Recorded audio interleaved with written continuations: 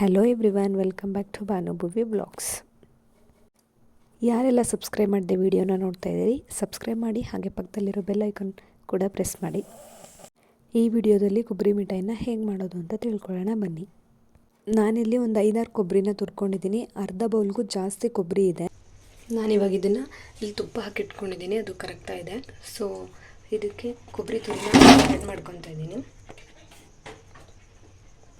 ಇದಕ್ಕೆ ಆಲ್ರೆಡಿ ನಾನು 4-5 ಏಲಕ್ಕಿನೂ ಕೂಡ ಹಾಕಿ ಪುಡಿ ಮಾಡಿ ಇಟ್ಕೊಂಡಿದ್ದೀನಿ. ಇದನ್ನು ಲೋ ಫ್ಲೇಮಲ್ಲೇ ಇಟ್ಕೊಂಡು ಸ್ವಲ್ಪ ಹೊತ್ತದು ಗಮ್ ಅನ್ನೋವರೆಗೂ ಹುರ್ಕೊಬೇಕಾಗುತ್ತೆ. ಅದನ್ನು ಸ್ವಲ್ಪ ಹೊತ್ತು ಫ್ರೈ ಮಾಡ್ಕೊಂಡು ಆದಮೇಲೆ ಅದಕ್ಕೆ ಸಕ್ಕರೆ ಪಾಕಕ್ಕೆ ಹಾಕಬೇಕಾಗತ್ತೆ.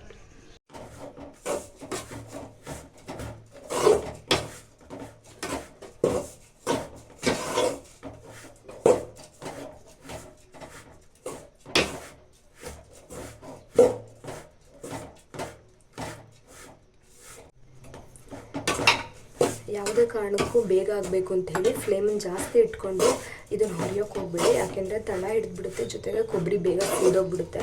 ಹಾಗಾಗಿ ಲೋ ಫ್ಲೇಮಲ್ಲೇ ನಿಧಾನ ಆಗುತ್ತೆ, ಆದರೆ ಡೋಂಟ್ ಮಾಡಿ.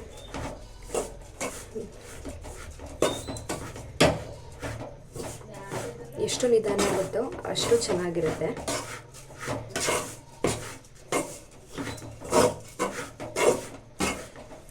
ಇವಾಗ ಇದು ಆಗಿದೆ, ಕೊಬ್ಬರಿ ಗಮ್ ಅಂತ ಇದೆ. ಸೊ ಇವಾಗ ಇದನ್ನು ಒಂದು ಪ್ಲೇಟ್ಗೆ ಹಾಕಿ ಇಟ್ಕೊತೀನಿ. ನಾನಿವಾಗ ಇದನ್ನು ಒಂದು ಪ್ಲೇಟಲ್ಲಿ ಹಾಕಿ ಇಟ್ಕೊತಾ ಇದ್ದೀನಿ.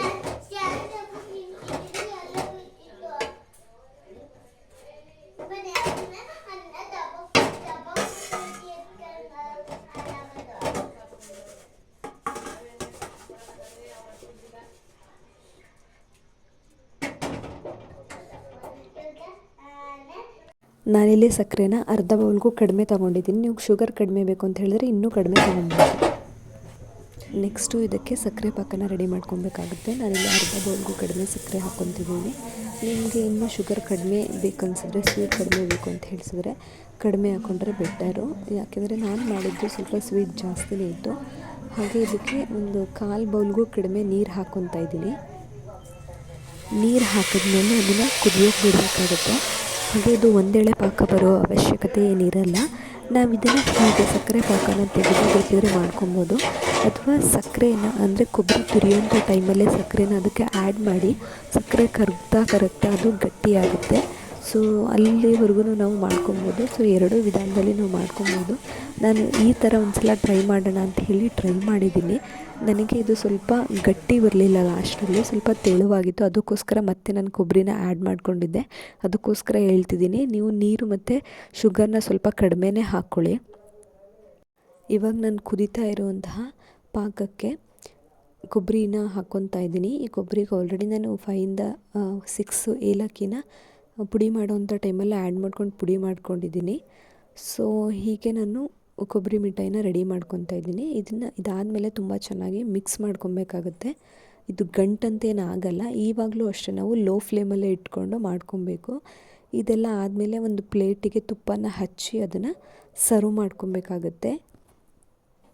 ಈ ಟೈಮಲ್ಲಿ ಏನಾದರೂ ಅದು ತೆಳುವಿದೆ ಅಂತ ಹೇಳಿದ್ರೆ ನೀವು ಸ್ವಲ್ಪ ಹೊತ್ತು ಹಾಗೆ ಗ್ಯಾಸ್ ಮೇಲೆ ಇಟ್ಟರೆ ಅದೇನೇ ಗಟ್ಟಿ ಆಗುತ್ತೆ. ಸೊ ನಾನಿಲ್ಲಿ ಒಂದು ಪ್ಲೇಟಿಗೆ ತುಪ್ಪನ ಹೆಚ್ಚಿಟ್ಕೊಂಡು ಅದಕ್ಕೆ ಸರ್ವ್ ಮಾಡ್ಕೊತಾ ಇದ್ದೀನಿ.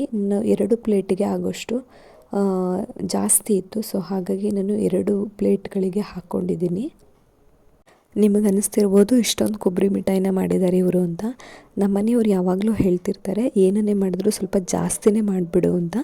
ಸೊ ಹಾಗಾಗಿ ಅವರಿಗೆ, ಮಕ್ಕಳಿಗೆ ಸ್ನ್ಯಾಕ್ಸ್ಗೂ ಕೂಡ ಆಗುತ್ತೆ ಅಂತ ಹೇಳಿ ಮಾಡಿಟ್ಟಿದ್ದೀನಿ. ಇದನ್ನು ಒಂದು 3-4 ದಿನ ಅಥವಾ ಒಂದು ವಾರನೇ ಇತ್ತು ಅನಿಸುತ್ತೆ, ಅಲ್ಲಿವರೆಗೂ ಇಟ್ಕೊಂಡು ತಿಂದರು ಇದನ್ನು ಫ್ರಿಜ್ಜಲ್ಲಿ. ಸೊ ಇದನ್ನು ಹಾಗೇನೂ ಕೂಡ ಸ್ಟೋರ್ ಮಾಡ್ಬೋದು, ಫ್ರಿಜ್ಗೆ ಇಡಬೇಕು ಅಂತ ಏನಿಲ್ಲ. ಈ ವಿಡಿಯೋನ ಮಾಡಿ ನಾನೊಂದು 10-15 ಡೇಸೇ ಆಗಿದೆ ಅನಿಸುತ್ತೆ. ಇವಾಗ ಈ ವಿಡಿಯೋನ ಪೋಸ್ಟ್ ಮಾಡ್ತಾ ಇದ್ದೀನಿ. ನೀವು ಕೂಡ ಮನೇಲಿ ಟ್ರೈ ಮಾಡಿ. ನೆಕ್ಸ್ಟ್ ಟೈಮ್ಗೆ ಇನ್ನೊಂದು ವಿಧಾನನೂ ಕೂಡ ಮಾಡಿ ವಿಡಿಯೋನ ಅಪ್ಲೋಡ್ ಮಾಡ್ತೀನಿ. ಈ ವಿಡಿಯೋ ಇಷ್ಟ ಆಗಿದರೆ ಲೈಕ್ ಮಾಡಿ, ಶೇರ್ ಮಾಡಿ, ಕಮೆಂಟ್ ಮಾಡಿ, ಸಬ್ಸ್ಕ್ರೈಬ್ ಮಾಡೋದನ್ನು ಮರಿಬೇಡಿ. Thank you for watching.